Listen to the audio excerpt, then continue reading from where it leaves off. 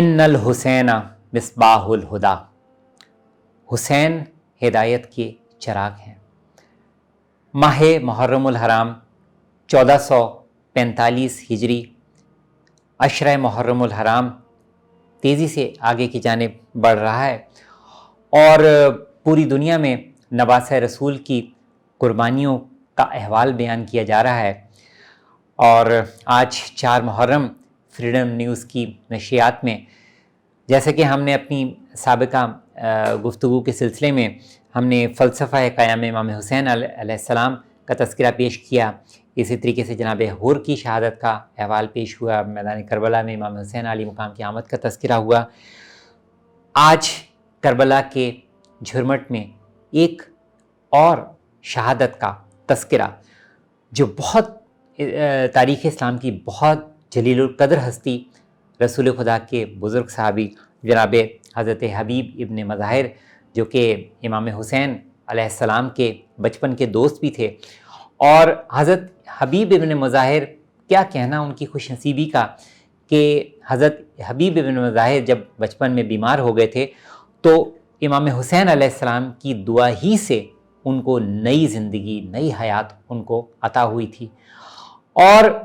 اس نئی حیات کی غرض و غایت ہی یہی تھی کہ حضرت حبیب ابن مظاہر کو ایک بہت بڑی سعادت کے لیے ان کی زندگی کو باقی رکھا جائے۔ وقت گزرتا گیا اور تاریخ کا دھارا آگے سے آگے بڑھتا چلا گیا، یہاں تک کہ مورخ اسلام، مورخ کربلا، جب کربلا کے واقعات کا احوال بیان کرتا ہے تو وہاں یہ تذکرہ موجود ہے کہ امام حسین علیہ مقام نے ایک موقع پر 12 علم اپنے رفقار میں، اپنے اقربا میں تقسیم کیے، اور ہر جس ساتھی کو امام حسین علیہ مقام نے وہ علم دیا، وہ اس سعادت پر ظاہر ہے شکرانہ الہی ادا کر رہا تھا، مگر امام حسین علیہ مقام نے ایک علم کو باقی رکھا۔ تو امام کے ایک ساتھی نے یہ امام سے کلام کیا کہ کیا میں اس علم کا حقدار ہو سکتا ہوں؟ تو نواسہ رسول امام حسین علیہ مقام نے ارشاد فرمایا کہ اس علم کے حقدار کو ابھی آنا ہے، کوئی ایک موجود ہے کہ جو اس علم کا حقدار ہے، اور ہمیں اس کا انتظار ہے، اور وہ علم کا حقدار حضرت حبیب ابن مظاہر تھے۔ کچھ یوں کہ امام حسین علیہ مقام نے حضرت حبیب ابن مظاہر کے نام ایک خط تحریر کیا، جس میں حضرت حبیب ابن مظاہر، جو کہ بہت جہاں دیدہ شخصیت اور فقاہت میں ان کا بہت بلند درجہ، امام حسین علیہ مقام کے مزاج کو بھی سمجھتے تھے، اور چونکہ بچپن سے امام حسین علیہ مقام کے ساتھ رہے تو لہٰذا امام حسین علیہ مقام کے ایک ایک جملے اور اس کی گہرائی کو بھی سمجھتے تھے۔ حضرت علی بن ابی طالب علیہ السلام کا یہ ارشاد ہے کہ تمہارا قاصد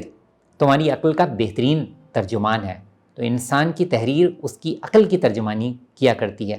تو نواسہ رسول نے حضرت حبیب ابن مظاہر کے نام ایک تحریر کیا، اور اس خط میں تمام حالات و واقعات جو کہ امام حسین علیہ مقام کو میدان کربلا میں درپیش تھے، ان تمام کا احوال بیان کیا کہ کس طرح سے اسلام کی بقا کو خطرہ ہے،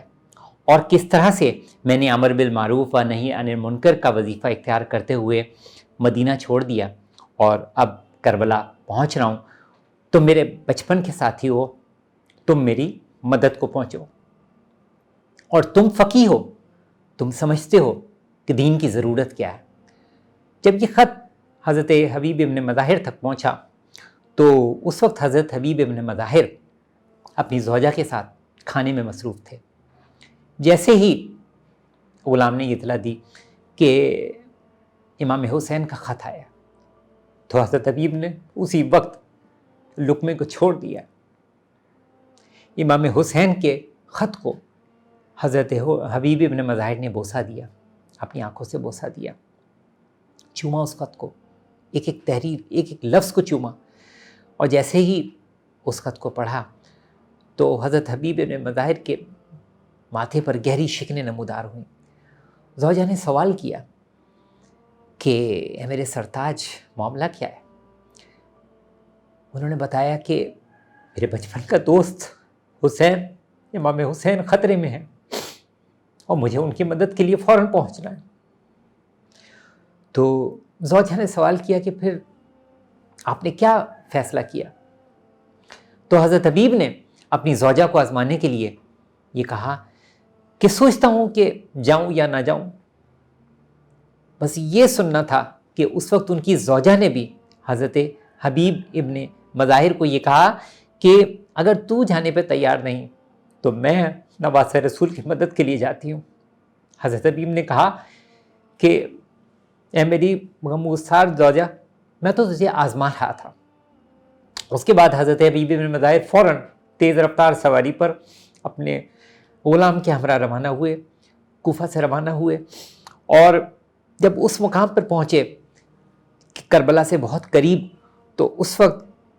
حضرت حبیب ابن مظاہر نے اپنے غلام سے کہا کہ یہ سفر، یہ مشکلات کا سفر ہے، تو یہاں سے پلٹ جا۔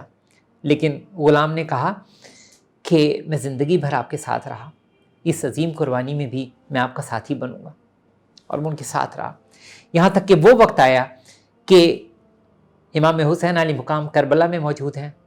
اور دور سے دھول دکھائی دی۔ امام حسین علیہ مقام نے اس وقت یہ اپنے اصحاب سے کہا، حضرت عباس سے کہا، حضرت علی اکبر سے کہا کہ ہمارا بچپن کا ساتھی آ گیا، اور سب نے حضرت حر کو میدان کربلا میں استقبال کیا۔ اور اس وقت جب حضرت حبیب ابن مظاہر کو جناب حضرت زینب کبریٰ کا سلام پہنچایا گیا، تو حضرت حبیب اپنی سواری سے اتر آئے اور کہنے لگے کہ واہ غربتہ، یہ عالم کہ رسول کی نواسی ہمیں سلام بھیجے، اور اس عالم میں۔ اور پھر حضرت حبیب ابن مظاہر نے عاشورہ محرم کے روز 10 محرم 61 ہجری امام حسین علی مقام کے حکم پر ہی جب میدان کارزار کی طرف رخ کیا، تو کوئی اس بات کو سمجھ ہی نہیں پاتا تھا کہ اس عالم میں حضرت حبیب ابن مظاہر کی جو کہ بزرگی کا عالم ہے، لیکن وہ کہیں سے ان کی حرکات و سکنات سے یہ محسوس ہی نہیں کوئی کر سکتا تھا کہ یہ کوئی ضعیف ہے۔ اور حضرت حبیب ابن مظاہر نے جرت، بہادری کے وہ جوہر دکھائے کہ فوج اشقیہ حیران و پریشان تھی کہ یہ کون ضعیف ہے جو اس انداز میں قربانی پیش کرا ہے۔ ظاہری بات ہے کہ وہ رسول خدا کی بھی سیرت پر چلنے والے تھے، امام حسین علی مقام کے وظیفے پر بھی عمل کرنے والے تھے، اور یہاں تک کہ وہ وقت آیا کہ جب میدان کربلا میں حضرت حبیب ابن مظاہر کی شہادت ہوتی ہے۔ اور آج بھی زائرین امام حسین علیہ السلام جب امام حسین علی مقام کی قبر کی زیارت کو جاتے ہیں تو وہ یہی دیکھتے ہیں کہ امام حسین علی مقام کی قبر مطہر کے بالکل نزدیک حضرت حبیب ابن مظاہر کی قبر بھی موجود ہے۔ آج بھی حبیب جیسے بچپن سے امام حسین کے ساتھ تھے، آج بھی لحد میں بھی امام حسین کے وہ ساتھی ہیں، مگر حضرت حبیب ابن مظاہر کی روح 14 صدیوں سے آج بھی یہ پیغام دے رہی ہے کہ وقت کے حسین، وقت کے امام، خدا کی حجت، اس کے پیغام کو سمجھو۔ آج بھی ذہن انسانی کو حضرت حبیب ابن مظاہر کی قربانی یہی پیغام دے رہی ہے کہ دین اسلام تمام معاملات پر فوقیت رکھتا ہے، وظیفہ الہی پر عمل کرنا تمام معاملات میں اس کو فوقیت ہونی چاہیے۔ تو فریڈم نیوز کی ان نشریات میں حضرت حبیب ابن مظاہر کی اس شہادت کی احوال پیش کرتے ہوئے اشک بار آنکھوں سے، جہاں حضرت حبیب کو سلام ہے، امام حسین علی مقام کے ساتھ شہید ہونے والے ایک ایک شہید اور تمام مخدرات عصمت پر بھی ہمارا درود و سلام۔ ربنا تقبل منا انک انت السمیع العلیم۔